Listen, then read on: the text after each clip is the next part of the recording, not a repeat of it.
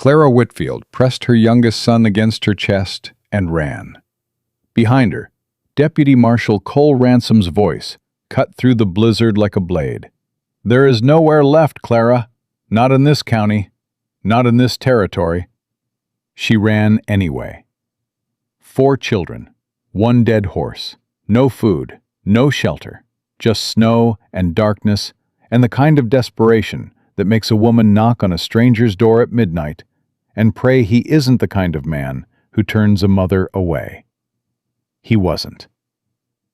If this story moves you, please subscribe to our channel, hit the notification bell, and follow along until the very end. Drop a comment telling me what city you're watching from. I want to see how far this story travels. Now let's begin. The snow didn't fall that night.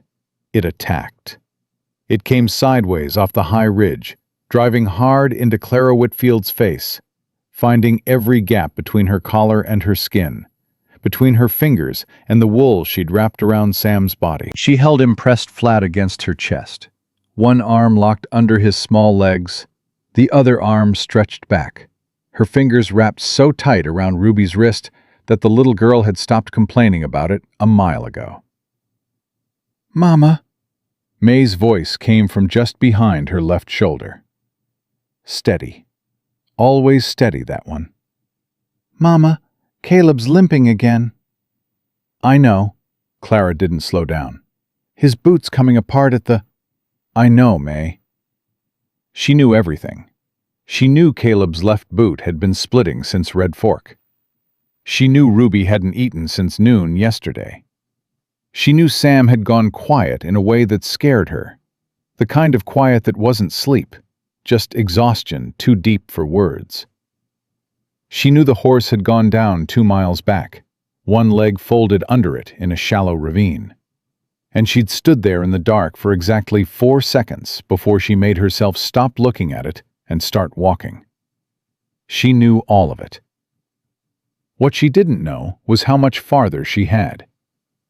"Mama," Caleb this time, 9 years old, and trying so hard to sound like a man, it broke something in her chest every time she heard it. "I see a light." Clara stopped. The wind shrieked past them, pulling at her hair, at the blanket she'd tied around May's shoulders. She raised her eyes and looked where Caleb was pointing. North, slightly west, past a line of bent cottonwood trees that looked like old men bowing in a storm. A light, orange and small, steady behind a window. Her throat tightened. "Could be anybody," she said, mostly to herself. "Could be warm," Ruby said. Clara exhaled through her nose. 4 children, miles from anything. A dead horse in a ditch, and a deputy marshal somewhere behind her who had signed a warrant with her name on it, and enough lies underneath it to bury her twice. She looked at the light again. She started walking toward it. The cabin sat low against the land, solid and without apology. One structure, no neighbors she could see. A barn set back behind it, with the smell of horses coming through even over the cold. A single lamp in the front window, no movement inside that she could detect. Clara stopped at the edge of the porch and looked at her children. May was watching her with those gray eyes that saw too much. Caleb had his jaw set in that way he'd copied from his father, chin out, teeth clenched, pretending his foot didn't hurt. Ruby had her face pressed against Clara's arm, eyes half shut. Sam hadn't moved in 10 minutes. "Listen to me," Clara said, low and fast. "When that door opens, you don't say anything unless I say it's all right. You don't tell anyone your names until I know it's safe. And if I tell you to run—" "We run," May said quietly. "We know, Mama." Clara looked at her oldest daughter for a moment. 11 years old. 11 years old and already carrying grief like a grown woman. "Good girl," she said. She stepped up onto the porch, shifted Sam higher on her shoulder, and knocked. Nothing. She knocked again, harder this time. A long silence. Then the sound of boots crossing a wooden floor, heavy and unhurried. The kind of man who moved through his own space like he owned every inch of it. The door opened. He was bigger than she'd expected, not in a threatening way, in the way of a man who'd done real work his whole life, who'd built things with his hands and carried things on his back, and hadn't spent much time worrying about how he looked doing it. Dark eyes, weathered face, a day or two past a shave. He wore no shirt, just trousers and suspenders, rifle in his right hand held low and careful. He looked at her. He looked at Sam against her chest. He looked at the 3 children standing behind her in the snow. His jaw moved once, not quite words. "Please," Clara said. She hated the word the moment it left her mouth. She had sworn to herself she would not use it, but there it was. "I have 4 children and nowhere to go tonight. I'm not asking for much, just get inside," he said. She blinked. "I haven't finished, ma'am." His voice was low and flat, not unkind, just done with the conversation. "It's 20 below, and you've got a baby that ain't moving. Get inside." Clara stood still for one more second. Old habit. You didn't just walk into a stranger's house. You didn't just trust a man you'd never seen because he had a warm light and a low voice. But Sam's fingers had gone cold against her neck. She walked inside. He stepped back to let her pass, then leaned out the door briefly, scanning the dark before he shut it behind them. She noticed that. The scanning. The way his eyes moved across the tree line before he closed out the night. Practiced. Like a man who'd learned that trouble didn't always announce itself. The cabin was small and plain, and the warmest thing she'd felt in 2 days. A fire in the stone hearth, a table with 1 chair, a cot against the far wall, shelves with enough supplies to get a man through a hard winter. Not 2 men, not a woman and 4 children. 1 man, alone, the way he clearly preferred it. Clara went straight to the fire and set Sam down in front of it. "Sam," she said, her hands moving over him quickly, checking his temperature, his color. "Sam, look at me." He opened his eyes and looked at her, and the relief that went through her was so sharp it made her dizzy. "Mama," he said. Just that. Just her name in his small voice. "I know, baby." She pulled his boots off, ran her hands over his feet, pressed them between her palms. "I know. You're warm now. You're safe." She felt the man watching from behind her, not crowding, just present. She turned her head. "He's all right?" the man asked. "He will be." She looked back at Sam. "He will be." May was already kneeling beside her brother, rubbing his hands with both of hers, making small, soft sounds, the way Clara had done when they were very young, and she'd had time for that kind of tenderness. Caleb stood near the door, not quite comfortable, not quite ready to sit down, watching the man the way dogs watched strangers, measuring. Ruby had already walked to the center of the room and was looking at everything with wide brown eyes.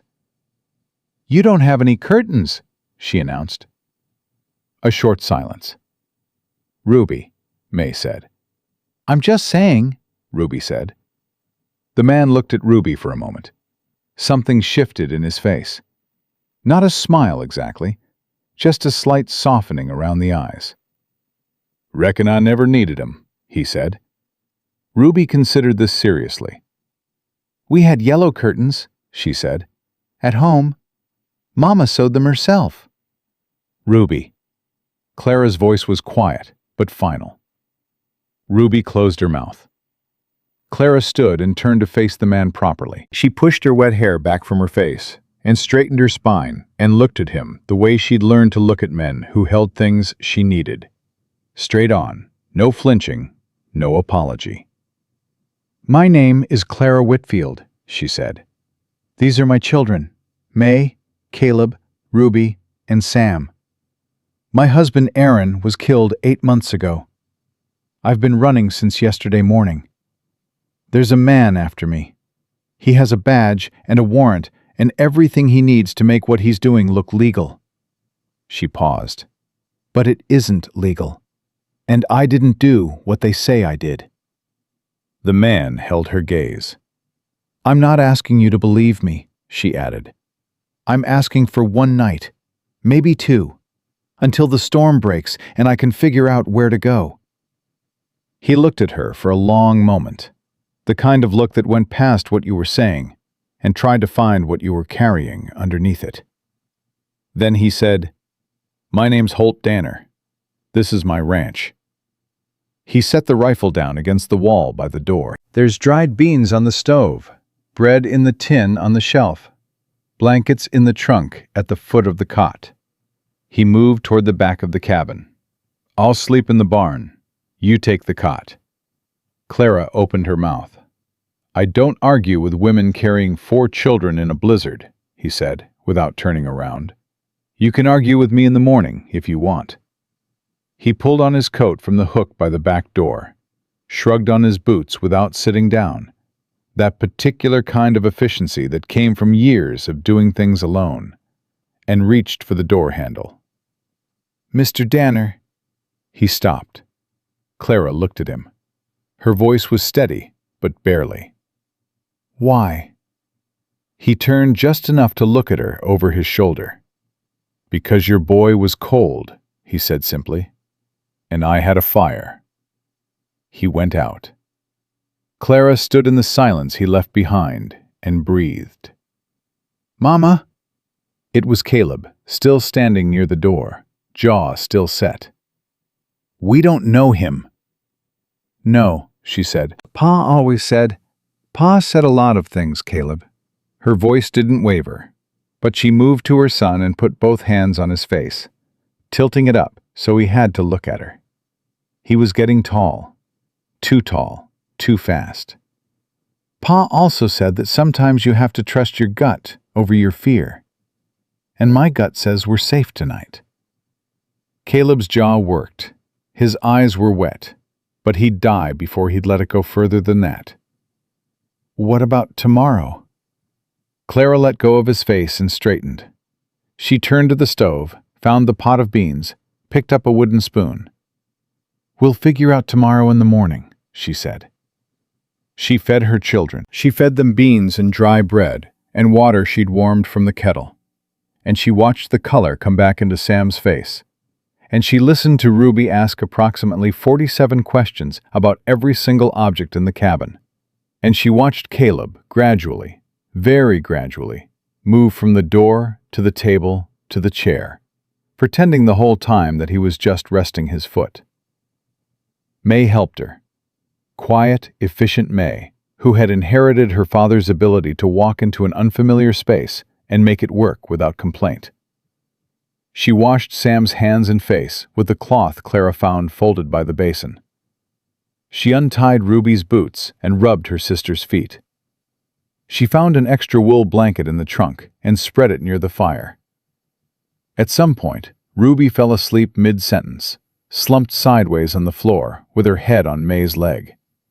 Sam was asleep before that. Caleb held out longer than both of them, fighting it with everything he had. But eventually Clara watched his eyes lose the battle and his head dropped forward, and she caught him before he fell off the chair and laid him down on the floor by the fire with his sister and brother. Only May remained awake.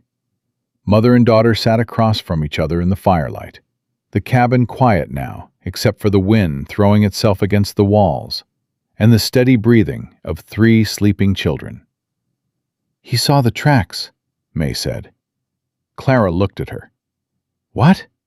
"When he opened the door, before he let us in. He looked past us at the snow." May kept her eyes on her hands. "He was checking if we were followed." Clara was quiet for a moment. "You noticed that?" "Yes." "So did I." May looked up. Her face in the firelight was so much like Aaron's that it still hit Clara like a fist sometimes. Unexpected, right in the center of her chest. "Do you think he'll help us? Actually help us?" Not just tonight? Clara looked at the back door, where Holt Danner had gone out into the cold without asking for anything in return. I don't know, she said honestly. May nodded.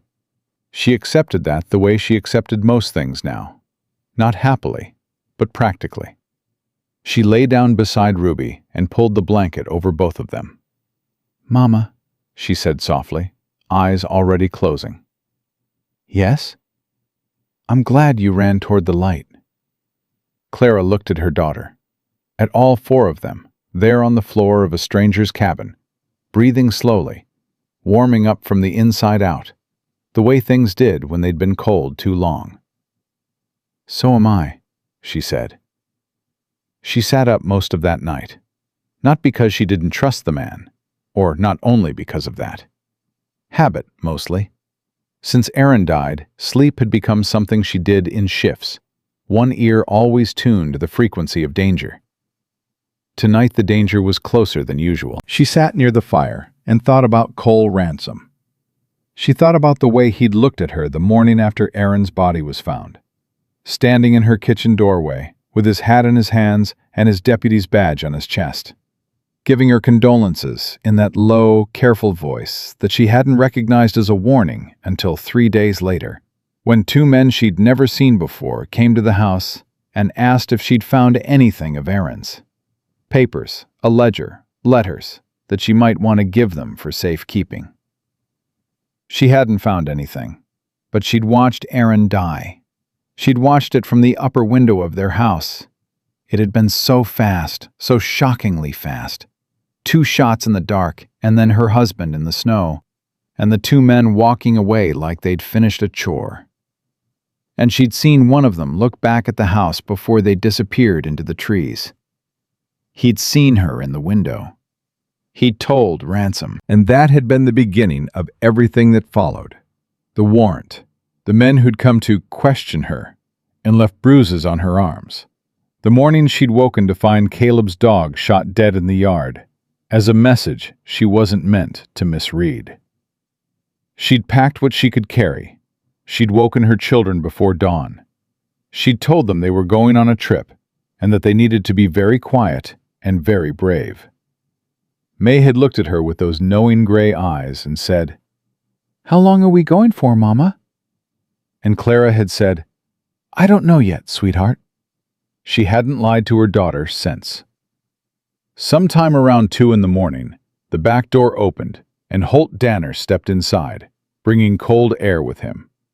He stopped when he saw her still awake by the fire, made no comment, hung up his coat, and moved to the stove to check the kettle. "You should sleep," he said. "I know." He looked at her. Then he pulled the second, but enough. The badge, the warrant, the rifle smuggling, Aaron's death, the men who'd come to her house. She spoke quietly so as not to wake the children, and she watched Holt's face as she talked. Watched the way he absorbed it without drama, without the expressions of outrage men sometimes performed when they wanted you to believe they were on your side. He just listened. When she finished, he was quiet for a moment, looking into the fire. "He's got authority in 3 counties, he said finally. It wasn't a question. "Yes. And he's got enough men to make coming here worth his while." "Yes." Holt nodded once, slowly. "All right." "All right?" she repeated. "That's it? That's all you—" "What would you prefer, I say, Mrs. Whitfield?" She stopped, looked at him. The firelight, the sleeping children, the set of his shoulders, which was the set of a man who had decided something and wasn't undeciding it. "Most men," she said carefully, "when they hear that story, they find a reason to back away." "Most men," he said, "didn't grow up hearing that the law was a tool." He looked at her now, directly. "I wore a badge for 3 years after the war. Quit when I figured out what it was being used for." A pause. "I know what a crooked warrant looks like." Clara stared at him. She had not expected that. "Your children are asleep on my floor," he said simply. "That means they're under my roof. I don't turn out what's under my roof." He stood, moved to hang the stool back in its corner. "Get some sleep, Mrs. Whitfield. I'll be up before dawn. We'll talk more in the morning." He stretched out on the floor near the door, pulled a blanket over himself, and within a few minutes his breathing had slowed into the easy rhythm of a man with a clear conscience. Clara sat a while longer. She looked at her children, May and Ruby curled together, Caleb with one arm flung over his face, the way he'd always slept, Sam small and warm and still. And she looked at the man lying near the door like a wall between them and whatever was outside. She hadn't let herself cry since the morning she'd left home. She didn't cry now. But something in her chest that had been wound very, very tight since Aaron died, something that had been holding itself rigid against the weight of all of it, eased, just slightly.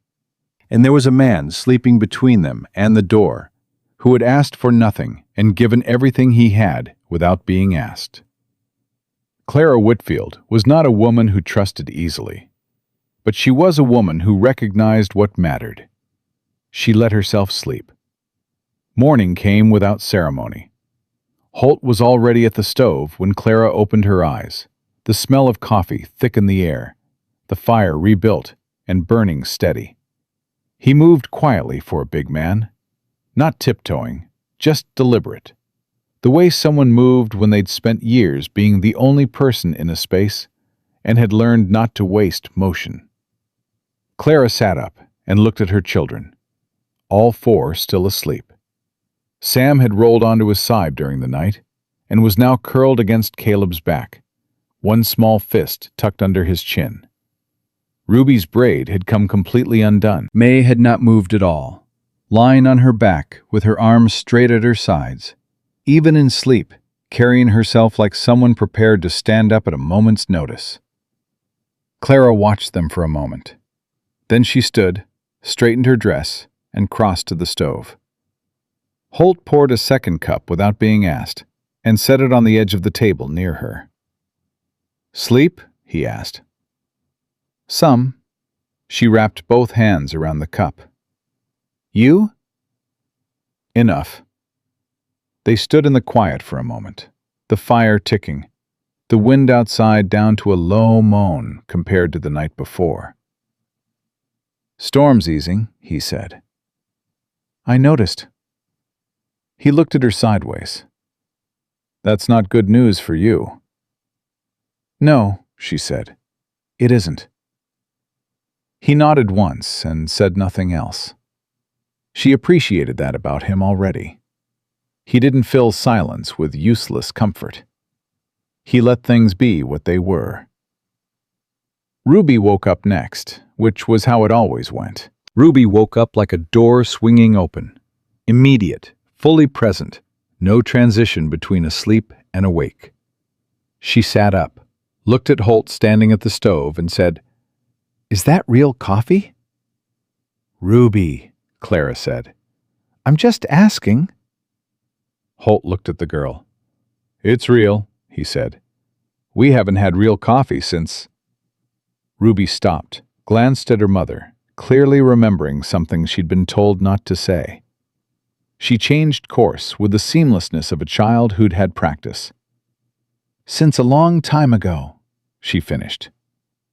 Holt poured a small amount into a tin cup, added water from the kettle to cool it, and handed it across to her without comment. Ruby received it like it was something precious. She sipped it with both hands wrapped around the cup, eyes wide with the particular satisfaction of a 6-year-old who had gotten exactly what she wanted through nothing more than stating a fact. May woke next, Caleb last, which was wrong. Ordinarily, Caleb woke at the slightest sound, every morning since Aaron died. Clara looked at her son sleeping hard on a stranger's floor and understood that his body had simply refused to maintain its vigil one more night. He slept through Ruby's conversation and the sound of Sam stirring and May folding blankets, slept until the smell of beans heating on the stove found him and pulled him up from somewhere deep. He came awake the same way he did everything now, Fast, eyes open, scanning. He looked at Holt first, looked at him for a long time without speaking. Holt looked back, easy, unbothered. "Morning," Holt said. Caleb said nothing. He got up, straightened his shirt, and went to stand beside his mother with the careful positioning of someone who wanted to be close to a door and close to her at the same time. "Caleb," Clara said quietly. "I'm fine," he said. The words came out harder than he meant them to. Holt set plates on the table without addressing the tension. Beans and cornbread. Nothing complicated. Enough for 6. He sat at the far end of the table and ate with the efficiency of a man who ate alone and didn't think much about the ritual of it. The children ate. Clara ate. The cabin filled with the sounds of spoons and chewing, and Ruby asking whether deer could smell snow, a question that led to a 10-minute conversation she conducted mostly with herself. It was Caleb who broke first. Clara didn't expect it, and she could tell from the way his jaw tightened that he didn't either. "What are you getting out of this?" he asked. The table went quiet. May looked up. Ruby stopped mid-sentence. Holt set his spoon down and looked at the boy directly. "Nothing," he said. "That's not how it works," Caleb said. The words were Aaron's. Clara heard them immediately, heard them in Aaron's voice, the way he'd taught them to his son, in the particular, unsentimental way of a man who wanted his children prepared for the world. "People don't do things for nothing." "Some do," Holt said. "Not in my experience." Holt was quiet for a moment. He turned the spoon over in his hand once, set it on the table. "How old are you, son?" Caleb's chin came up. 9. 9 years is a short experience. I know what I know." "You do," Holt said. "That's true." He leaned back slightly, not aggressive, just giving the boy room. "But knowing what you've seen, and knowing what's possible, aren't always the same thing." Caleb stared at him. His jaw was working the way it did when he was processing something he didn't want to accept. "My father's dead," he said. Flat. Final. Like laying a card on a table. "I know," Holt said. "I'm sorry for it." "Somebody killed him." "I know that too, and nobody helped us." The last sentence hung in the air between them. Clara felt it the way she felt the cold. All over, all at once. She opened her mouth, but Holt spoke first, and his voice had changed, gone quieter, carrying something in it she hadn't heard yet. "I know," he said, for the 3rd time. But this time it wasn't an acknowledgement. It was something closer to an admission. Caleb looked at him for a long moment. The anger was still there, solid and necessary. Clara didn't want to take it from him. It was keeping him upright. But something else had entered the equation, something Caleb didn't have a word for yet. He picked up his spoon and went back to eating without another word. May caught Clara's eye across the table. Clara gave a slight shake of her head. "Leave it." After breakfast, Holt went to the barn to see to the horses, and Clara set the children to tasks. May sweeping the floor, Ruby folding the blankets they'd slept in, Sam staying close to the fire with strict instructions not to touch anything. Caleb she sent to carry water from the barrel outside the back door, a job with enough physical effort to give his body somewhere to put what his mind was carrying. She was washing plates when the back door opened and Holt came back inside, stamping snow from his boots. She heard something in the way he moved, a particular quality of controlled speed that was different from his morning ease. She turned. "Tracks," he said. Her hands went still in the basin. "East side, past the cottonwoods. 2 horses. They circled the perimeter sometime before dawn and moved off north." He hung his coat without looking at her, but she could see his jaw. "They know you're here." Clara breathed. She set down the plate. How long before they come? Not today, he said. Storm's still unpredictable, and Ransom's not a man who likes bad odds. He'll wait until conditions favor him. He looked at her now. That gives us time. Not much. Some. Some, she repeated. Enough to make a plan. She nodded. She called May over and told her quietly to take Sam and Ruby to the back corner and play the quiet game. A family invention, originally for church, repurposed now for the specific purpose of keeping small ears away from large conversations. May understood immediately and took her siblings without asking why. Caleb came back in from the water barrel, looked at his mother's face, and stayed. Holt looked at the boy. Then he looked at Clara, a question in it. He stays, she said. Caleb stood straighter. Holt pulled the map from the shelf above the stove. Old, folded many times, the creases soft from handling. He spread it on the table and put his finger on a spot in the upper west section, past a ridge marking Clara didn't recognize. Line cabin, he said. 3 hours on horseback, longer with children. It's been empty 2 years. Nobody official knows about it. He traced the route with one finger. We go through low ground, frozen creek beds, no exposed trail. Tracks disappear fast in moving weather. We, Clara said. Yes. She looked at him. Mr. Danner, this isn't your... You're under my roof, he said. Caleb was watching Holt with an expression Clara had never seen on her son's face before. Something suspended between suspicion and something that wanted very badly not to be hope. What do you need from us? She asked finally.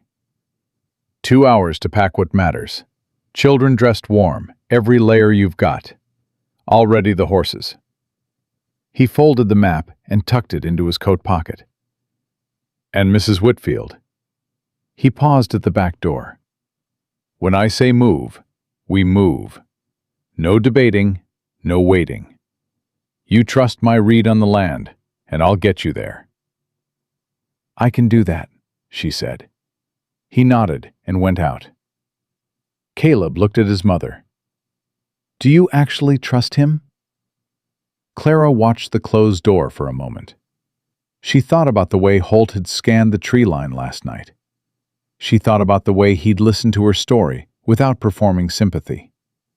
She thought about a man who'd slept on his own floor to give 4 children his cot and hadn't mentioned it once. I trust that he hasn't lied to me yet, she said. That's enough to start with. Caleb thought about this seriously. Pa said that was a good measure. It was one of your father's better ones, she agreed. She kissed the top of his head before he could pull away. He was at the age where he usually did, and went to get her children ready. The 2 hours passed faster than she wanted. She dressed Sam in every layer she could get on him without making him immobile, a process he objected to strenuously and loudly, until Ruby told him he looked like a very important general, at which point he became completely cooperative. Ruby herself refused to wear the second pair of socks on the grounds that they made her boots tight, a battle Clara won through the simple tactic of putting them on while Ruby was distracted by Sam's general situation. May packed without being asked, moving through the cabin, collecting what was theirs, and folding it with the quiet competence that still sometimes made Clara's heart hurt. At 11 years old, her daughter should not be this good at leaving places in a hurry. Caleb carried things to the door.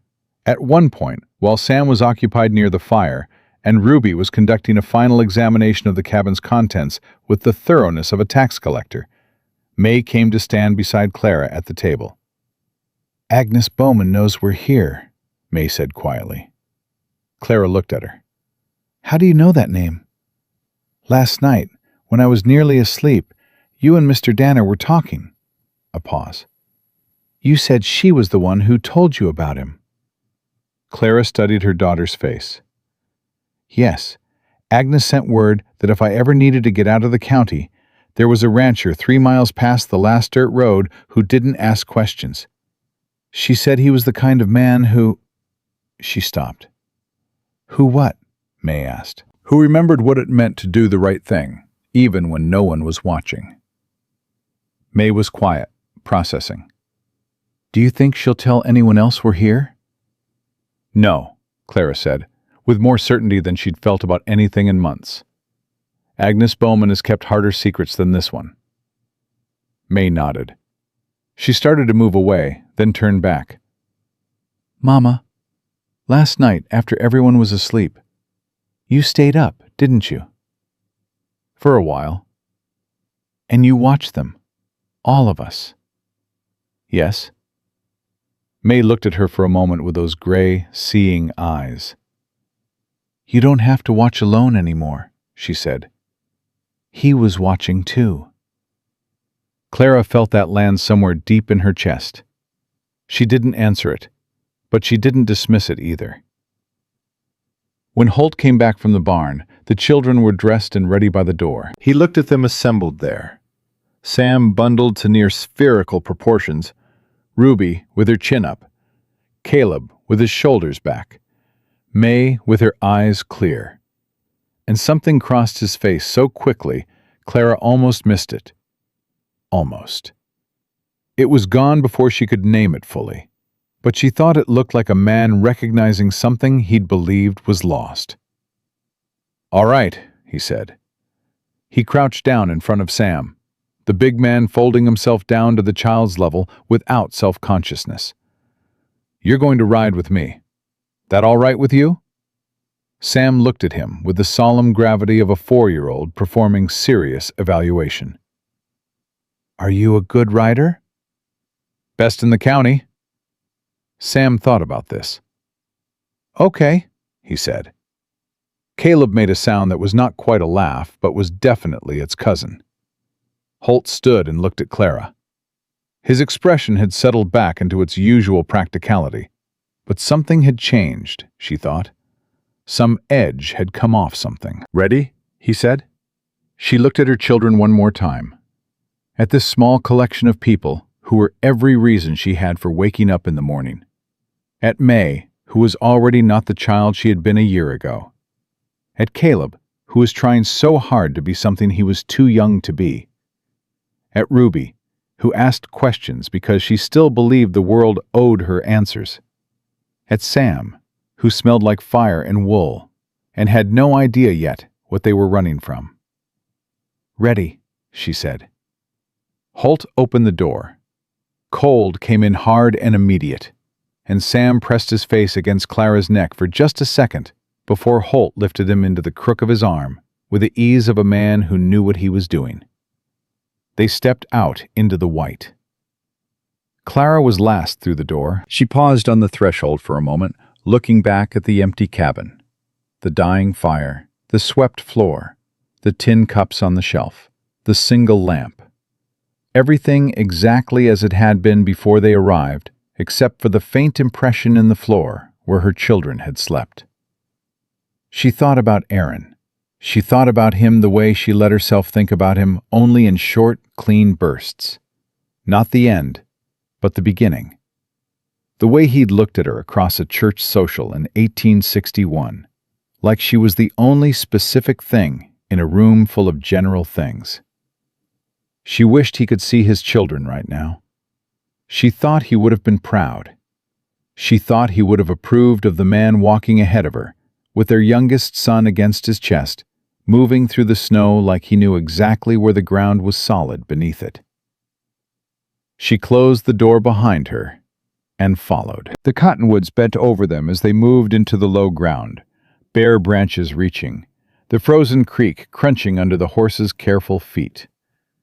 Holt led them single file, reading the land with a certainty that had nothing to do with arrogance and everything to do with years of paying attention. He didn't explain his choices, he just made them, and Clara found herself following without the resistance she'd expected to feel. Somewhere behind them, Cole Ransom was making calculations. She knew that. She carried it with her the way you carried a stone in your shoe, constantly, uncomfortably, unable to forget it was there.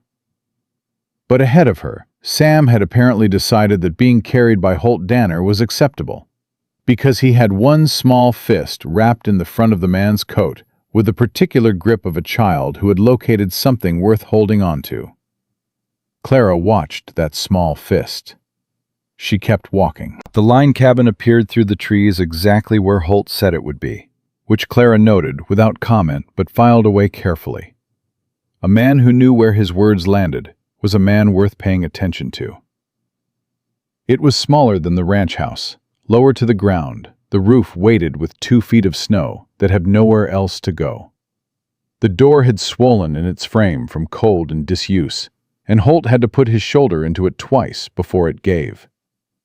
The smell that came out was dust and old wood and the particular staleness of a space that had been holding its breath for a long time. Ruby walked in first, because Ruby walked into everything first, and turned a slow circle with her arms out. "It's small," she said. "Ruby," May said. "I like small," Sam announced, from his position still attached to Holt's coat. "Small is good," Holt said. He set Sam down and went to the hearth. "Small is easier to keep warm." He had the fire going in 10 minutes. Clara organized the children. Blankets down, boots off, wet wool hung near the heat, while Holt checked the perimeter, which had become a pattern she already recognized. He came back inside without dramatics, hung his coat, and crouched to add another log. Nothing in his face suggested anything alarming, and she'd already learned that his face was an honest one. He didn't perform calm. He either was or he wasn't. He was. So she let herself breathe. The afternoon passed slowly, the way afternoons did when you were waiting for something and trying not to show the children you were waiting. Clara mended Caleb's boot with a strip of leather Holt cut from an old harness, stitching it tight while Caleb sat across from her, pretending not to watch what her hands were doing. Ruby had found 2 old tin cups and a length of twine and constructed something she described as a communication device, a project that kept her occupied for an impressive stretch of time. Sam slept. May helped Holt. Clara watched this development with the careful attention she gave to anything she didn't expect. May did not help people easily. Not strangers. Not since Aaron died. She helped family, and she helped because she had to.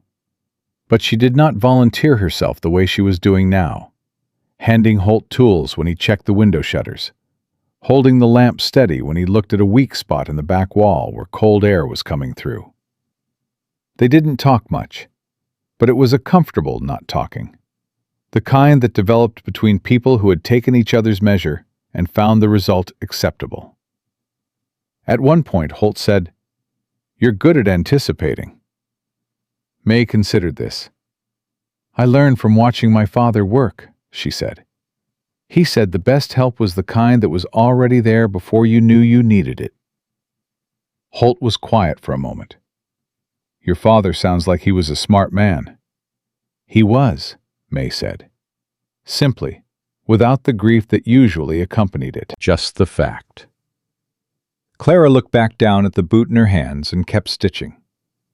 It was after supper. Dried meat and the last of the cornbread, supplemented by a tin of peaches, Holt produced from a supply cache under the floorboard that Ruby treated as a personal miracle, that Caleb finally asked the question he'd been carrying all day.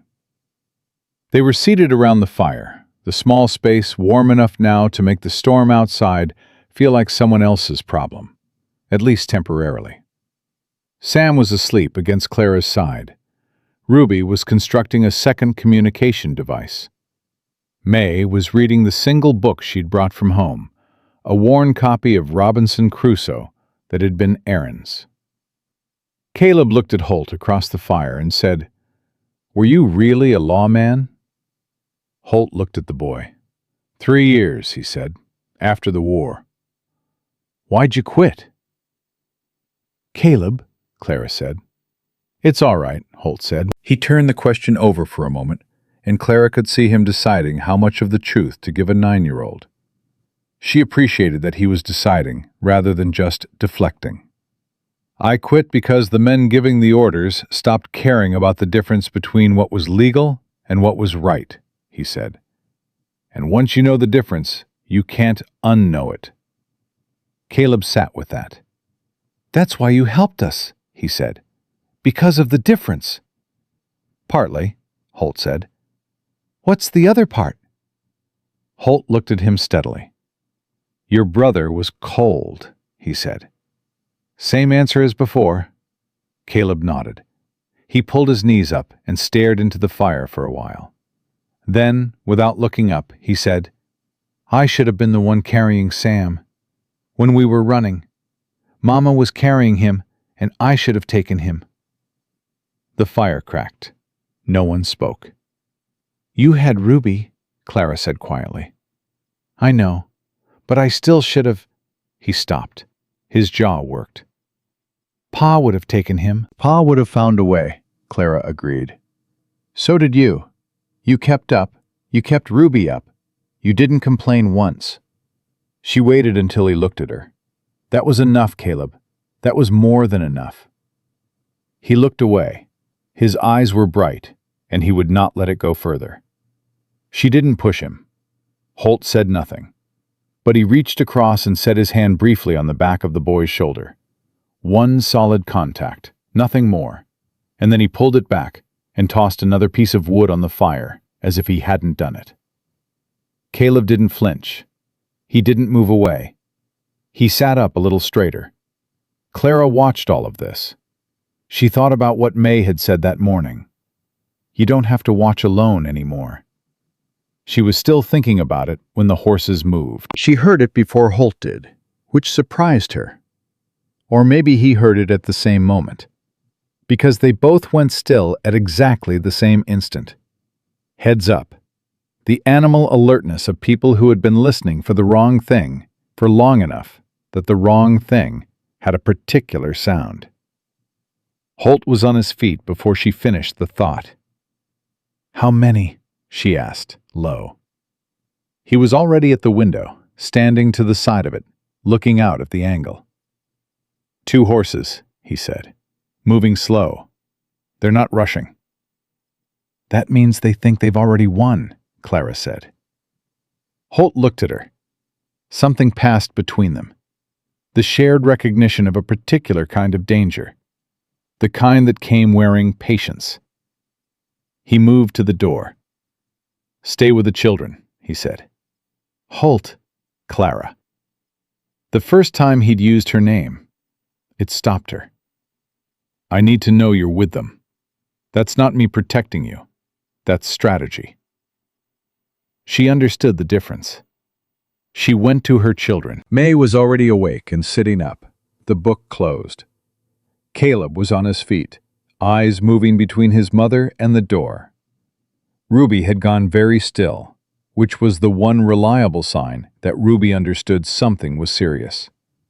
Sam slept on. Clara positioned herself between the door and her children and looked at Holt. He picked up the rifle, checked it with the ease of a man for whom the motion was as ordinary as buttoning a coat.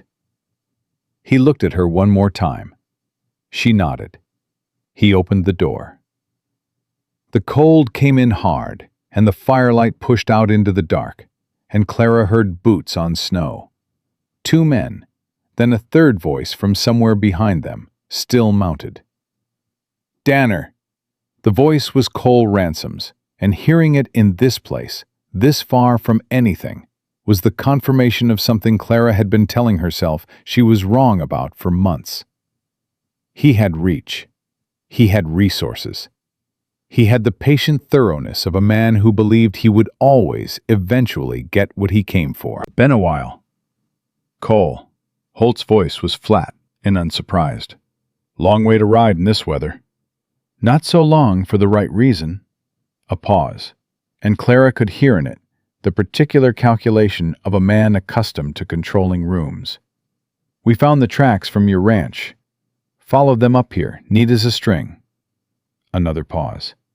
You want to tell me what you're doing in a line cabin in the middle of January? My property, Holt said. Don't need a reason. No, I don't suppose you do. The tone changed slightly, still amiable, but with something underneath it now, something that had edges. But I'm looking for a woman, Clara Whitfield, warrant out of Hardin County, forgery and theft. She come through your place? Haven't seen any woman, Holt said. A silence. Clara's hands were pressed flat against her thighs.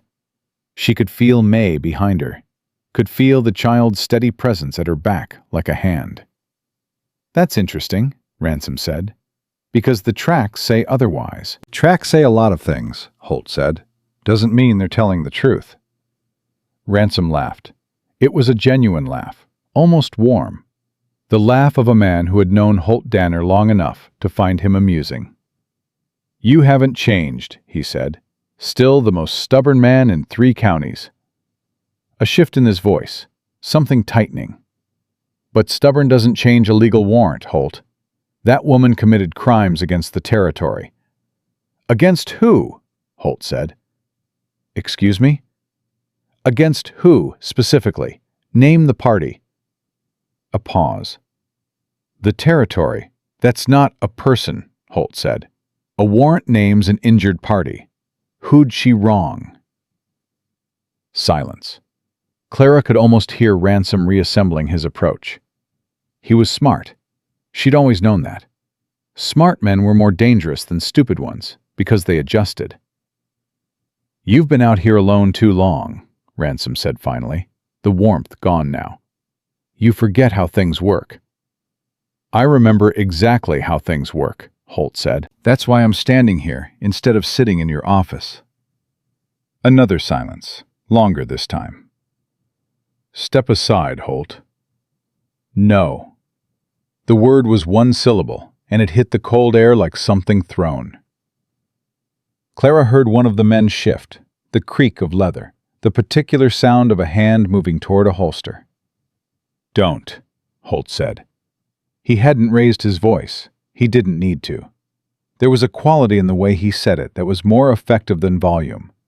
The tone of a man who had been in worse situations than this one, and was not frightened by the current circumstances. A long, stretched moment. Clara counted her own heartbeats without meaning to. This isn't finished, Ransom said. Didn't figure it was. I'll come back with more men. With a circuit judge behind the warrant, if that's what you need to see. And when I do, you'll have made an enemy out of nothing, Holt. Out of a woman you don't know, and children that aren't yours. A pause, pointed. Ask yourself if that's worth it. Already did, Holt said. First night. Silence. Then the sound of horses being turned, footsteps retreating. Clara tracked the sounds until she couldn't hear them anymore, until the night went quiet again, except for the wind working at the eaves. Holt came back inside and closed the door. The children were looking at him. All 4 of them. Sam, awake now, rubbing his eyes with both fists. May, still and watchful. Caleb with his jaw set. Ruby, for once, not saying anything at all. Clara looked at him. He'll come back, she said. Yes. More men. Yes. You knew that before you opened the door. Yes. He set the rifle against the wall. His face was composed, but she could see now, this close, what she hadn't been able to see before. The slight tightness around his eyes. The way he was breathing just a fraction slower than normal. The deliberate steadiness of a man managing his own adrenaline.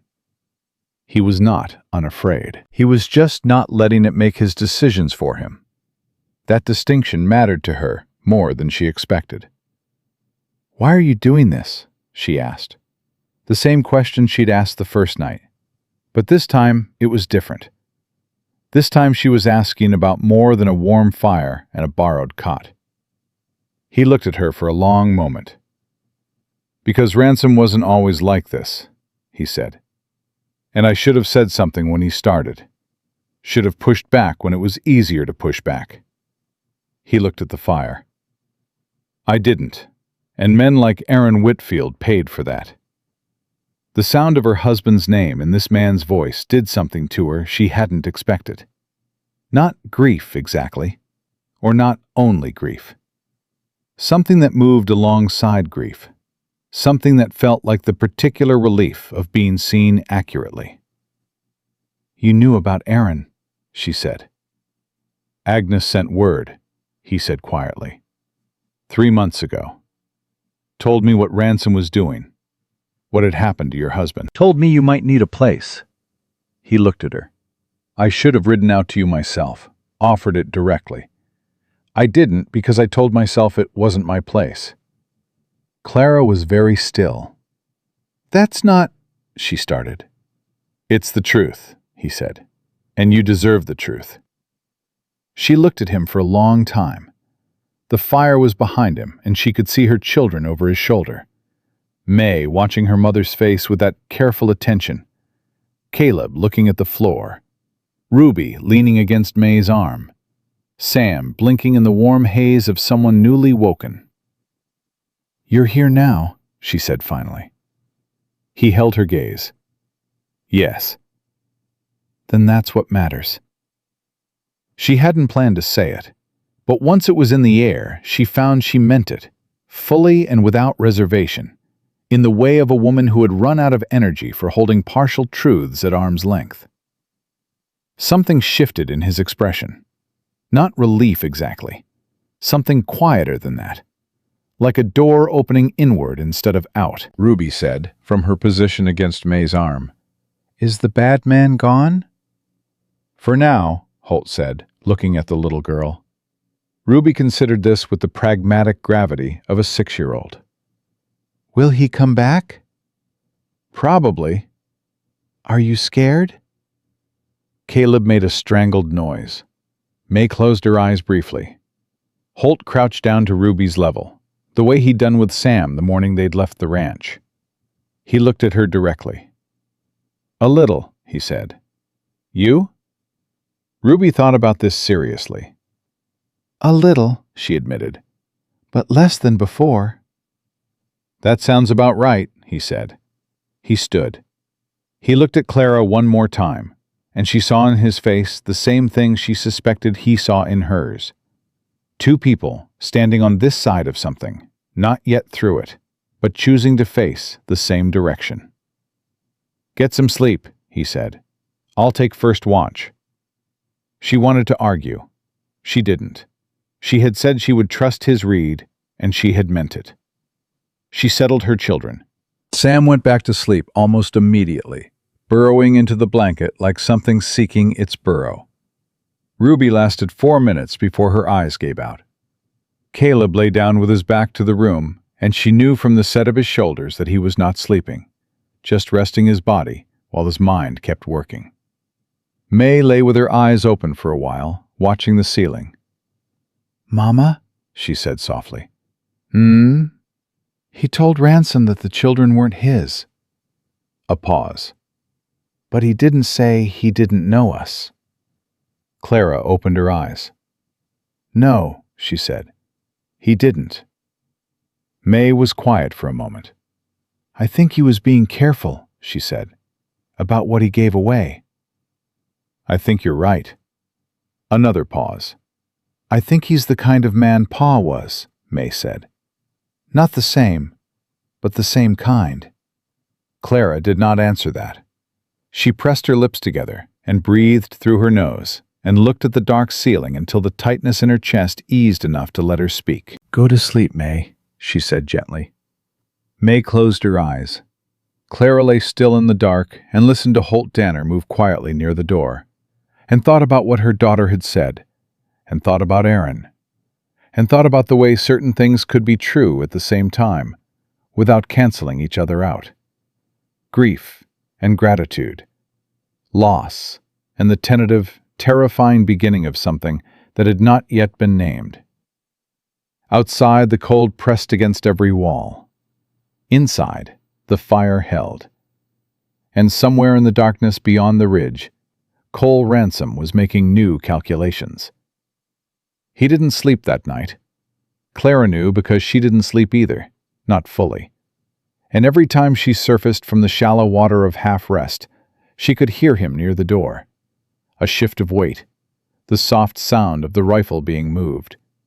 Once the quiet creak of him standing and crossing to the window, and standing there for a long moment before returning. She did not call out to him. She did not offer to take a turn. She understood by now that this was how he managed what he carried, by staying between it and the people in his care. Arguing with that particular instinct in a man like Holt Danner was like arguing with the way a tree grew toward light. You could note it, you couldn't change it. What she could do was be ready. So when the gray of early morning began to show at the edges of the shuttered window, and Sam stirred against her side, she was already awake. She rose quietly, dressed in the cold, and went to the stove without being asked. Holt turned from the window when he heard her moving. He looked like a man who had spent the night with his eyes open, which was exactly what he was. But his expression was steady, and his hands were still. "Anything?" she asked. "Movement on the north ridge around 2, he said. One rider, stopped, moved off." He paused. "They're positioning." Clara kept her hands moving, measuring coffee, filling the kettle. "How long do we have?" "Today, maybe. Tonight, at the latest." He watched her for a moment. "He went for a judge. That's what the rider was. A messenger. Ransom's done playing at patience. He wants this legal so he can walk away clean." "A circuit judge in this weather?" "Judge Harlan Pruitt rides out of Cutter's Bend," Holt said. "He's done business with Ransom before. Won't take much convincing, and won't take long." He moved from the window and sat at the table. "We need to talk about what comes next." Clara put the kettle on and turned to face him. She crossed her arms, not defensively, just because the cabin was still cold and she was tired, and she was done pretending she wasn't both of those things. "Talk," she said. "There are 2 ways through this," he said. "We run again, go further west, past county jurisdiction. Takes 2 days on horseback in this weather with 4 children." He looked at her directly. "Possible. Hard." "And the second way?"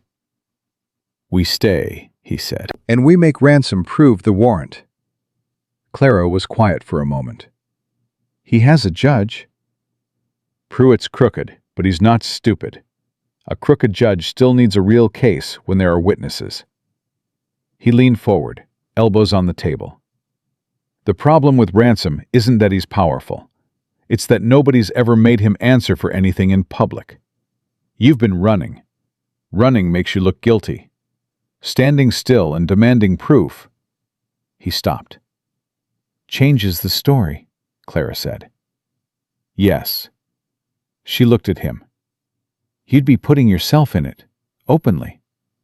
Anyone who testifies for me against a deputy marshal." "I know what I'd be putting myself in," he said. "Holt?" She waited until he met her eyes. "I am not worth your life. My children are not worth your life." Something moved across his face. It was the first time she had seen him look anything other than composed. And it wasn't anger. Not exactly. More like a man who had been told something so wrong it required visible correction. "That's not yours to decide," he said quietly. "It most certainly..." "Clara." His voice was low and final in the way it got when he had made up his mind. "I am going to ask you something, and I need a straight answer." She stopped. "The night your husband died," he said, "you saw it." "Yes." "You saw the men who did it." "Yes." "And one of them saw you." "Yes." Could you identify them? In front of a judge? In front of a town? In front of anyone Ransom brought to sit in that courtroom? Clara's jaw tightened. Yes, she said. I could. I can describe exactly what I saw, and exactly when, and exactly who was standing where. She felt the old, sick certainty of it, the thing she'd been carrying for 8 months, like a stone she couldn't put down. I tried to tell the town constable 2 days after Aaron died. Ransom was standing in the room. Holt was quiet. He thanked me for coming forward, she said. Then he walked me to the door himself. Smiled the whole time. She breathed. I understood then. Holt nodded once, slowly.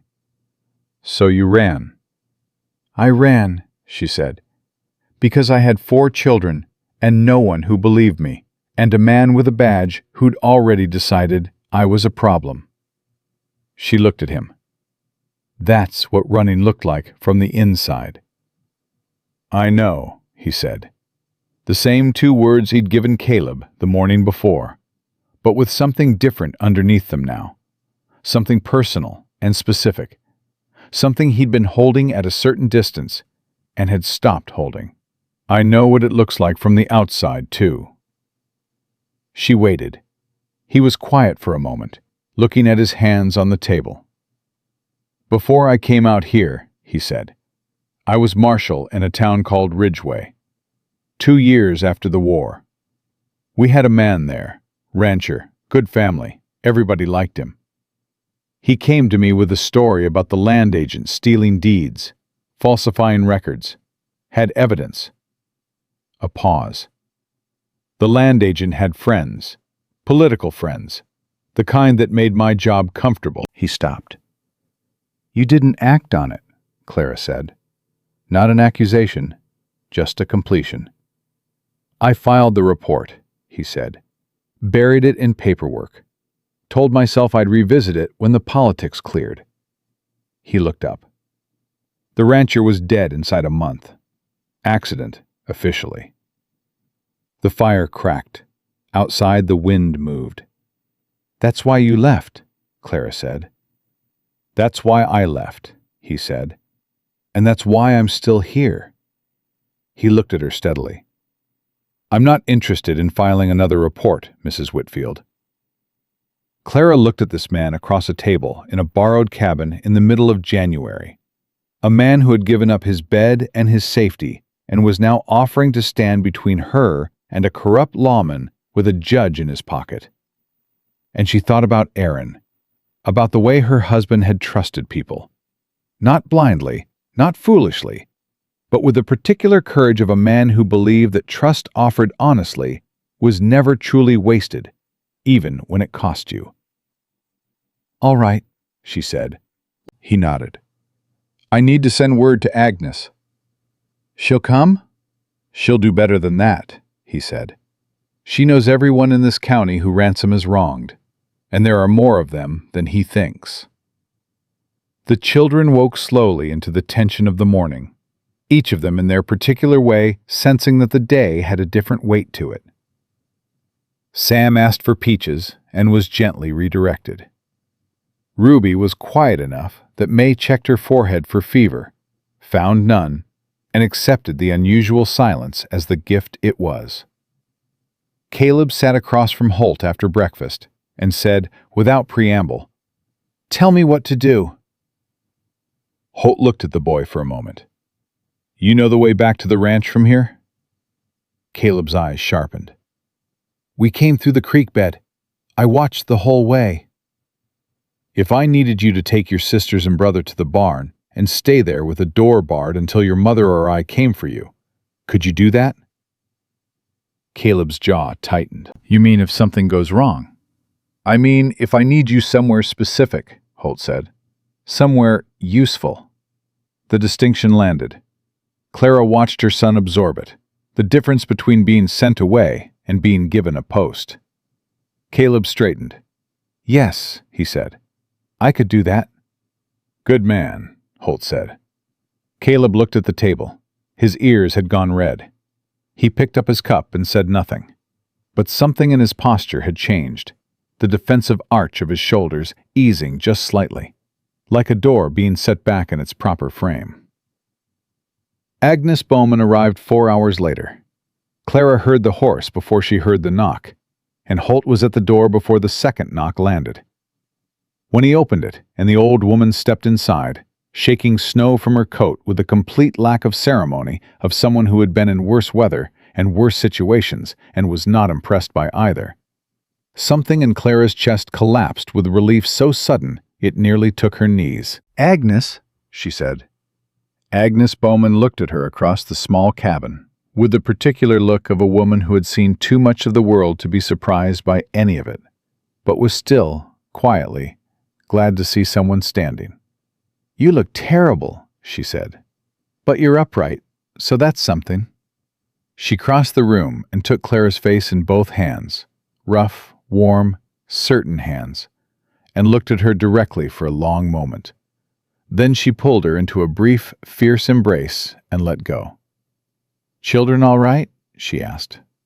"All right," Clara said. Agnes turned and assessed the four of them with the efficiency of a woman who had evaluated the health of 3 generations of children in this county. She checked Sam's color, made Ruby open her mouth, looked at Caleb's repaired boot with approval, and told May she had good eyes, which made May blink with a particular expression of a child unaccustomed to being seen clearly. Then she turned to Holt. "You sent for me," she said. "Which means you've got a plan, or the beginning of one." "Ransom's getting a warrant stamped by Pruitt," Holt said. "Probably by tomorrow morning." Agnes made a sound of profound contempt. "Pruitt." She said the name the way you'd say the name of something you'd found in your boot. "That man has been bending law for Ransom since 1869. "I know," Holt said, "but a bent warrant still has to be answered in public. If we can get enough witnesses—" "I've got witnesses," Agnes said.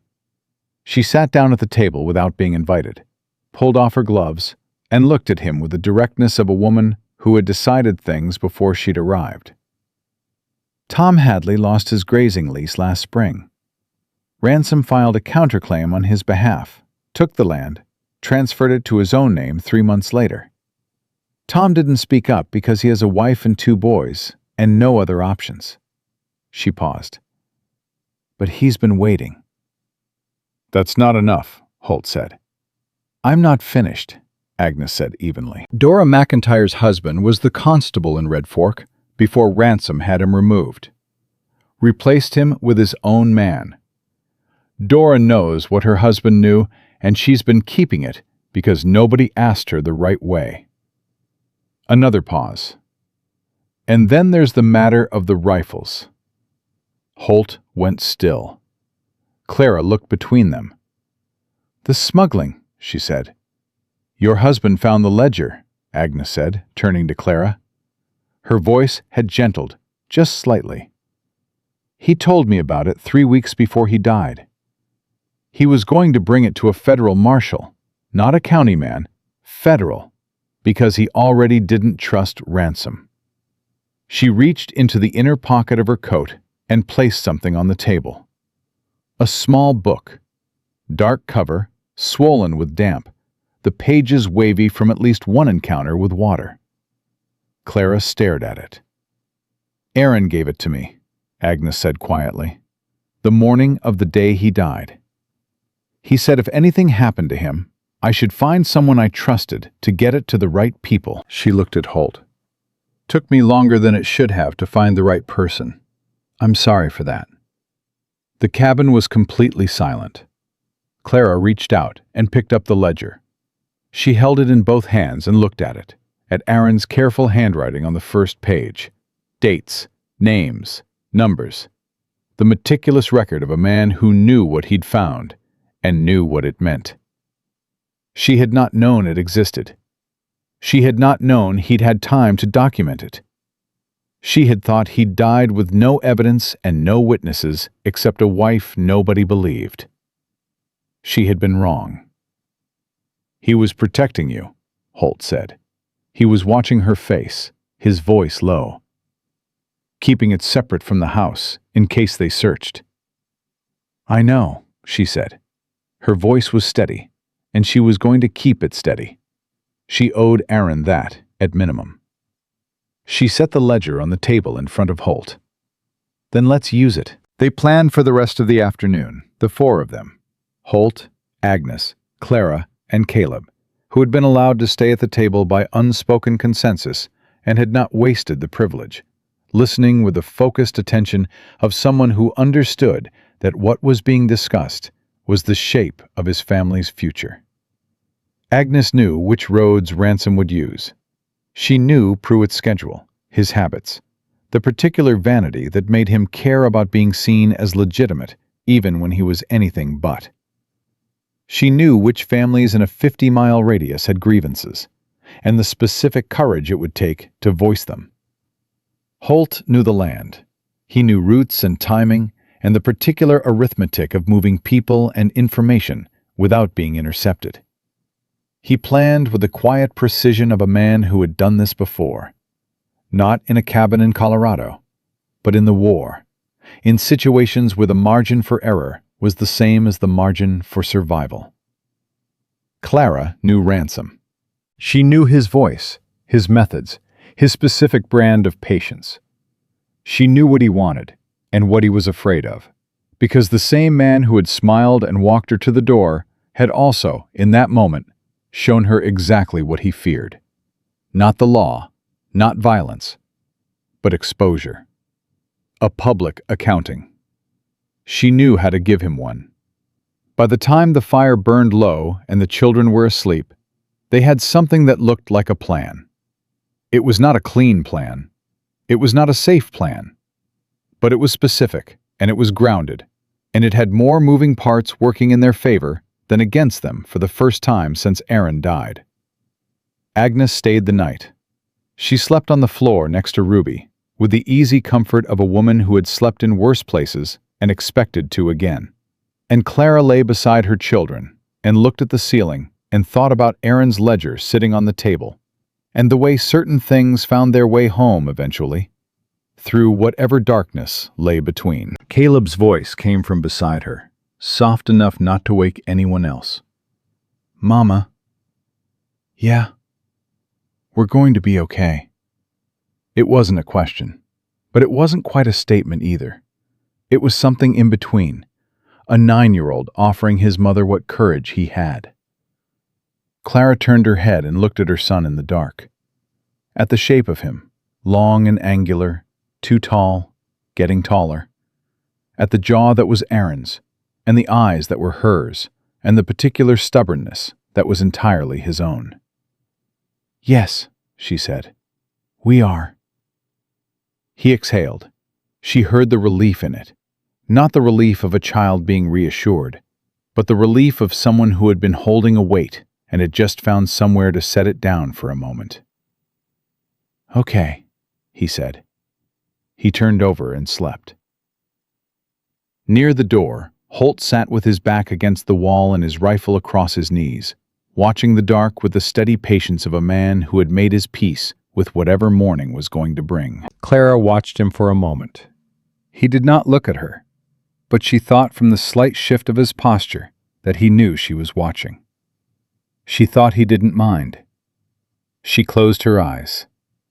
Tomorrow, Cole Ransom would come with a judge and a warrant and the full weight of a corrupt system he'd spent years building.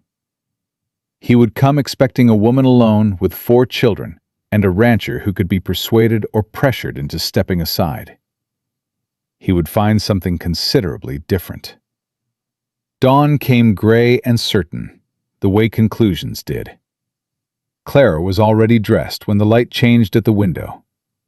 She had not slept past 3 in the morning, lying still beside her children, while her mind ran through every detail of what the day required. By the time Holt stirred near the door, she was at the stove, and by the time Agnes woke, there was coffee made and the children's things packed, and Clara's face set in the particular way it got when she had made a decision all the way down to the bottom of herself and was not revisiting it. Agnes looked at her across the small cabin and nodded once. No words necessary. Holt checked the window. His jaw moved. "They're coming," he said. 2 hours, maybe less. "How many?" Clara asked. 6 riders that I can count. Ransom in front. Man in a dark coat beside him. That's Pruitt." He let the shutter fall back. 2 of the riders are county deputies. The other 3 are hired. He turned from the window. He's not taking chances this time. "Neither are we," Agnes said.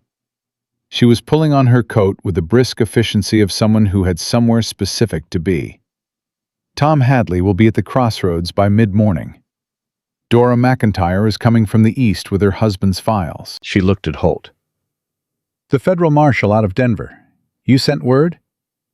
3 days ago, Holt said. "Can't count on him arriving in time." "Then we don't count on him," Agnes said simply. "We do what we can do, and let it be enough." Clara was listening to all of this with one part of her mind. The other part was watching her children wake up. Sam first, as always against the logic of it, pushing himself upright with both fists and looking around with the mild bewilderment of someone perpetually surprised to find the world still there. Then Ruby, who woke up, assessed the room, saw the packed bags by the door and the particular look on her mother's face, and went very quiet in the way that meant she understood today was different. May was sitting up before Clara could cross to her, already reaching for her boots. And Caleb. Caleb was looking at Holt with eyes that asked the question his mouth was too controlled to voice. Holt answered it before it was spoken. "Today you're with your mother," he said. "Right beside her. That's your post." Caleb's shoulders settled. "Yes, sir," he said. The "sir" came out naturally, without apparent decision, and Clara saw it register on Holt's face. A brief thing, quickly managed, but real. She fed her children quickly and without ceremony. This was not a morning for sitting together at the table. This was a morning for fuel and clarity. Sam ate without complaint, which told her he understood something, even if he couldn't name it. Ruby ate half her portion and pressed the other half on Sam without being asked, which told her everything about who her daughter was becoming. When the horses appeared on the ridge, Clara was standing outside the cabin door. She had decided the night before that she would not be found inside. Ransom expected a woman in hiding, a woman reduced by 8 months of running to something cornered and desperate and easy to manage. She intended to disappoint him. Holt stood to her left, Agnes to her right. Caleb was just behind her shoulder, which was where she had told him to be and where he had gone without argument, which told her that 9-year-old boys sometimes understood the precise nature of what was required of them when the moment was serious enough. May had taken Ruby and Sam inside with strict instructions: bar the interior door, don't open it for anyone except Clara's voice or Holt's. May had looked at her mother for one long moment and said, "We'll be fine," in the voice of someone stating an intention rather than a hope, and Clara had believed her. Ransom rode in front. He sat a horse the way men did when they wanted you to know they were comfortable on it, easy in the saddle, unhurried, the reins loose in his gloved hand. Judge Harlan Pruitt rode beside him, older, heavier, his dark coat too thin for the weather, his expression the practiced neutrality of a man who sold his neutrality and wanted you to know the price was reasonable. The 6 riders fanned out behind them and stopped. Ransom looked at the 3 people standing in front of the cabin. His eyes moved across Holt, across Agnes, and settled on Clara. Something shifted in them. Not surprise exactly. He was too careful for surprise. But a recalculation. He had expected to find her smaller than this. "Mrs. Whitfield," he said. His voice was the same as she remembered. Warm, measured, The kind of voice that had probably been trusted by a lot of people for a long time. "Glad to see you're all right. We've been worried." "I'm sure you have," Clara said. The warmth in his voice didn't change, but something underneath it did. He looked at Holt. "Danner, you want to step back from this. Last opportunity." "I'll stay where I am," Holt said. Ransom sighed. It was a performance of patience running out. He reached into his coat and produced a folded document, held it up for the kind of visibility that was more theater than communication. "I have a warrant, signed by Judge Pruitt, for the arrest of Clara Whitfield on charges of theft and falsification of land records." He looked at her. "You'll come with us." "No," Clara said. Ransom blinked, just once. "Ma'am, I don't think you understand." "I understand completely," she said. Her voice was steady, in a way she had practiced in the dark last night, running it until the shaking was gone, and what remained was the part of her that had watched her husband die and kept her children alive for 8 months on nothing but will and the certain knowledge that she had done nothing wrong. "I understand that warrant is based on charges you invented to justify arresting a witness to a murder. I understand that Judge Pruitt is signing documents for you the same way he's been doing since 1869, when you handed him the Garrett land transfer and he looked the other way." Pruitt went very still. Ransom's expression didn't change, but the quality of his stillness did. "That's a serious accusation," he said. "Yes," Clara said. "It is. So is murder." A silence. One of the hired riders shifted in his saddle. The deputies didn't move. "Your husband," Ransom said carefully, "died in an accident." "I watched him die from the upper window of my house," Clara said. 2 shots. 2 men. They walked away east through the trees, and one of them looked back at the house." She paused. "I've given names, dates, and a description to a federal marshal's office in Denver, along with a ledger my husband kept documenting 3 years of rifle smuggling that ran through your office." Ransom's jaw tightened. It was the first true thing she'd seen on his face. "That ledger doesn't exist," he said. "It exists," Agnes said from Clara's right. Her voice had the particular authority of a woman who had outlasted liars for 65 years and was thoroughly bored by the enterprise. "Aaron Whitfield gave it to me the morning he died. I've had it since.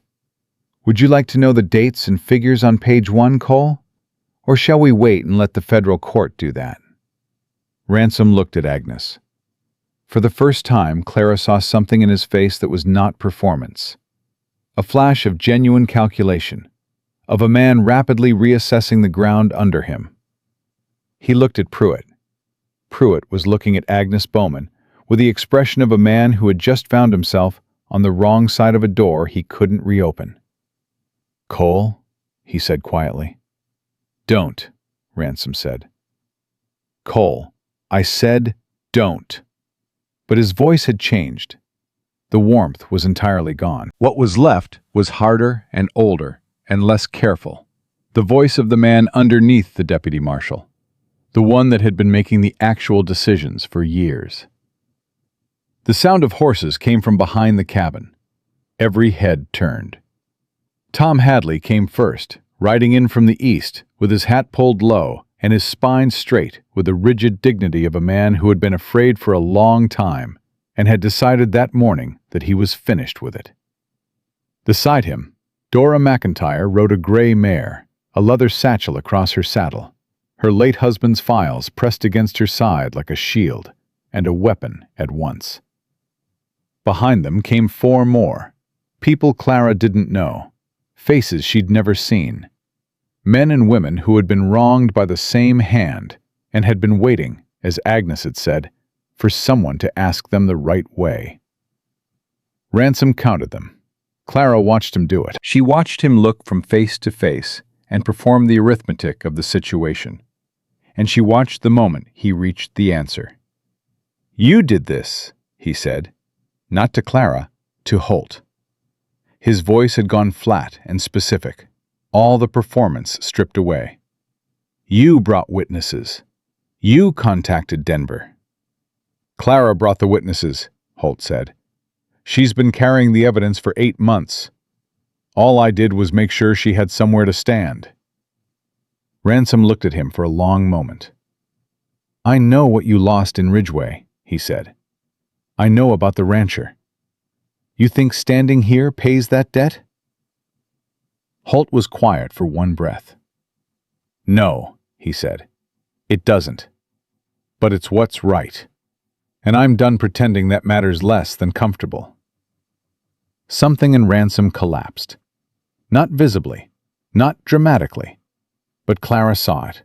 The specific internal surrender of a man who has been running a calculation for years and has just reached the point where the numbers stop working. He looked at the people assembled in front of him.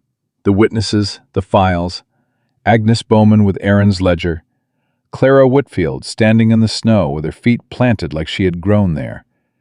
And he made the decision that a man made when he understood that the story had already been written, and his part in the ending was the only thing still undecided. He looked at his deputies. Both of them had already moved their hands away from their guns. One of them was looking at the ground. The other was looking at Ransom with the expression of a man who had followed an order he regretted and was very interested in not following the next one. The 3 hired riders had gone very still. Pruitt cleared his throat. "Cole," he said again. And this time there was no warning in it, no solidarity. Just the sound of a man putting distance between himself and a sinking thing. Ransom looked at Clara one more time. She met his eyes without flinching. She thought about Aaron. She thought about the morning she'd found him in the snow. The way she'd run down the stairs barefoot. The way his hand had still been warm when she'd reached him, even though she'd already known it was too late. She thought about 8 months of waking up in the dark with 4 children and no one on her side, and the particular loneliness of being right when no one believed you. She had earned this moment. She was not going to look away from it. Ransom lowered the warrant. He did not say anything. He did not perform surrender. He simply turned his horse and rode back the way he had come, and the hired riders went with him, and the deputies, after a brief exchange of looks, followed. Pruitt remained for a moment, looking at Agnes with the expression of a man calculating how much he was implicated and whether there was anything left to salvage. Agnes looked back at him. "Ride, Harlan," she said, "before I decide to add your name to what goes to Denver." Pruitt rode. The sound of hooves faded. The ridge swallowed them. The white quiet of the morning came back. Clara stood in it. She stood in it and she breathed, and she listened to the sound of the people around her. Tom Hadley exhaling. Dora McIntyre saying something low and fierce to the woman beside her. Agnes already talking to Holt in the practical tones of someone moving on to the next necessary task. And she felt the weight she had been carrying for 8 months begin, very slowly, to shift. Not gone. That was not how grief worked, or injustice, or the particular damage that was done to a person by being disbelieved for a long time. None of that disappeared in a morning. But it moved. It redistributed. It became something that could be carried differently, shared rather than hoarded, set down in pieces rather than dragged whole. The cabin door opened, and May came out first. She stood on the threshold and looked at her mother and looked at the empty ridge, and put it together with a quiet efficiency that was her particular gift. Ruby came out behind her, Sam's hand in hers, and looked around at all the adults standing in the snow with the particular satisfaction of someone who has been waiting for the right outcome and is glad to see it. "Did we win?" Ruby asked. Agnes made a sound that was mostly laugh and partly something more complicated. More or less, she said. Ruby considered this. I'll take more or less, she decided. Sam had spotted Holt across the gathering and was already moving toward him with a purposeful waddle of a 4-year-old on a specific errand. He arrived at Holt's leg and looked up at him and lifted both arms, which was Sam's entire vocabulary for what he needed in that moment. And Holt lifted him without hesitation, settling him against his chest in the easy way he'd been doing since the first morning. And Sam put one small fist in Holt's coat and held on. Clara watched this. She looked at her youngest son against this man's chest, and she thought about all the weight of the last months, and all the ground they had covered to reach this particular morning. And she let herself feel it fully, the relief and the grief, and the fierce, complicated gratitude, and the thing underneath all of it that she had not yet let herself name. Caleb came and stood beside her. He didn't say anything. He just put himself next to her, the way he had all those months. The small man of the family, holding the post he had assigned himself. She put her arm around his shoulders, and he let her, which was its own kind of progress. Later, after the gathered neighbors had eaten what Agnes produced from seemingly nowhere, biscuits and dried apples, and enough coffee to sustain a small army, and after Tom Hadley had sat with Holt for an hour, going over what needed to go to Denver and in what order, and after Pruitt had sent a rider back with a message that read like a man trying to position himself as a reluctant participant rather than an active accomplice, Agnes came and found Clara sitting on the step of the cabin door.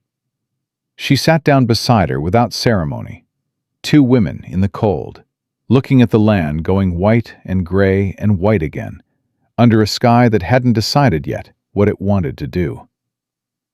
"What happens now?" Clara asked. "Federal marshal gets the ledger," Agnes said. "Ransom gets charged. Pruitt loses his appointment." She was quiet for a moment. "It won't be fast. It won't be clean. There will be court dates and lawyers and men who try to poke holes in everything you say." "I know. And you'll have to say it, all of it, in public, in front of people who knew Cole Ransom as a good man." "I know that too." Agnes looked at her sideways. "You're not afraid of it." "I'm afraid of everything," Clara said. "I've been afraid for 8 months. But afraid doesn't mean I stop." Agnes nodded. She approved of this, in the way she approved of most things.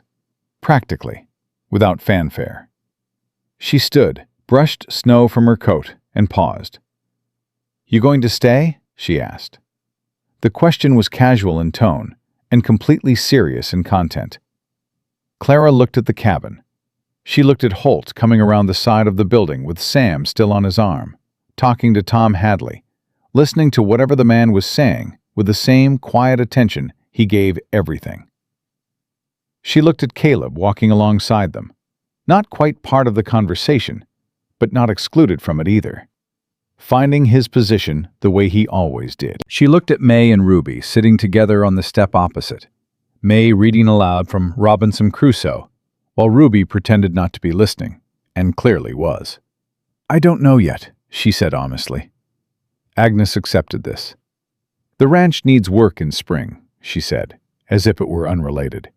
"More than one person's worth." She walked away before Clara could respond to that. Holt came and sat on the step beside Clara when the others had drifted in the conversation, or warmth, or both. Sam had finally been transferred to May's supervision, which he'd accepted with mild reluctance.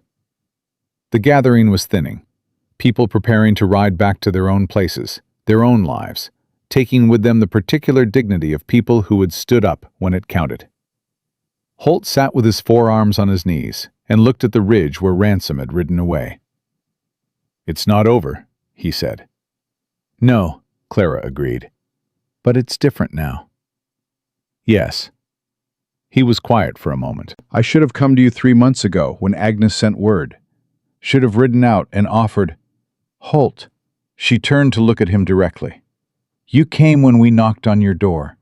You opened it. Everything after that was a choice you made every single day. That's not nothing."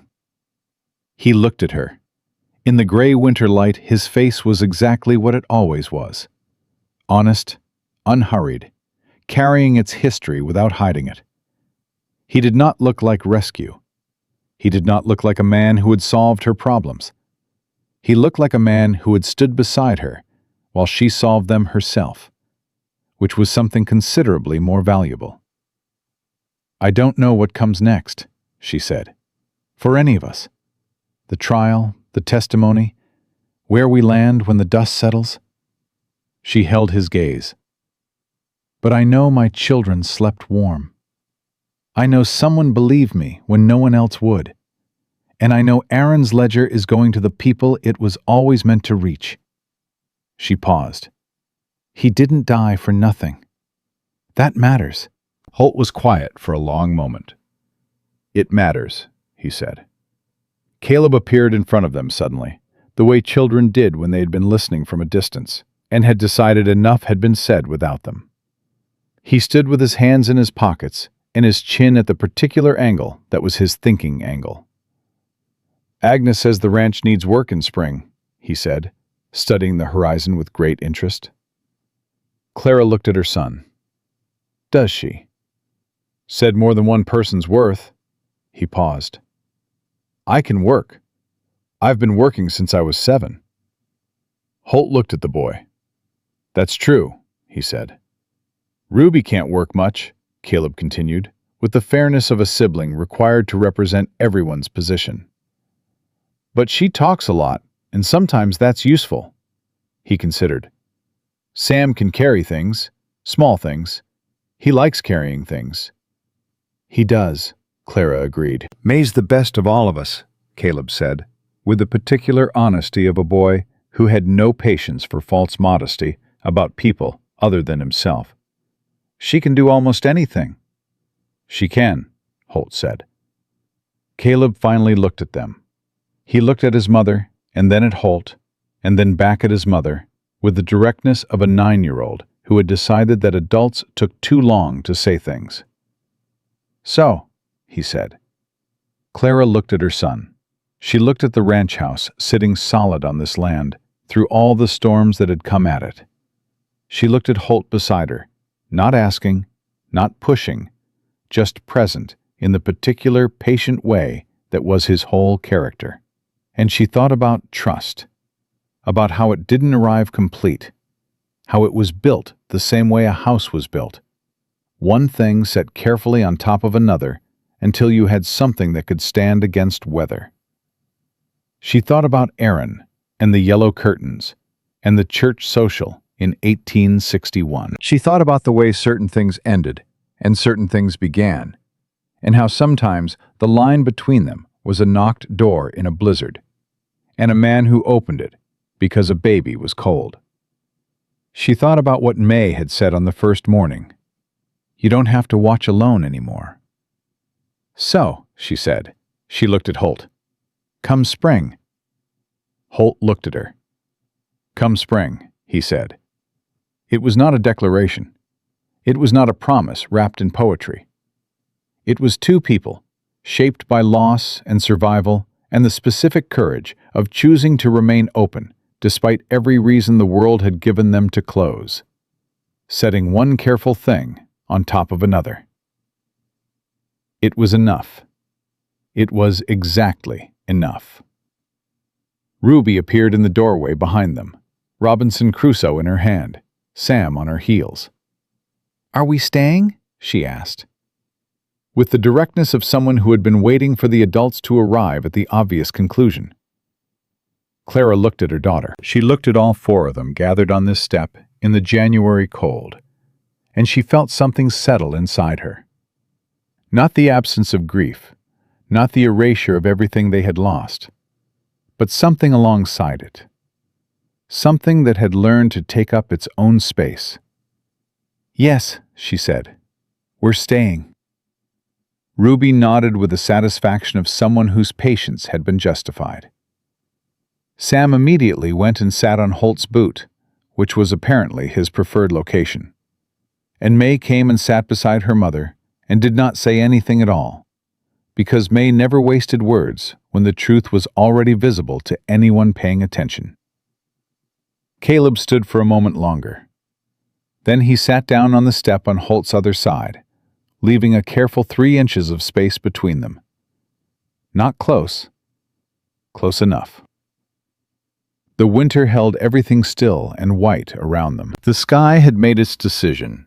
Snow coming, slow and quiet. The kind that fell without urgency.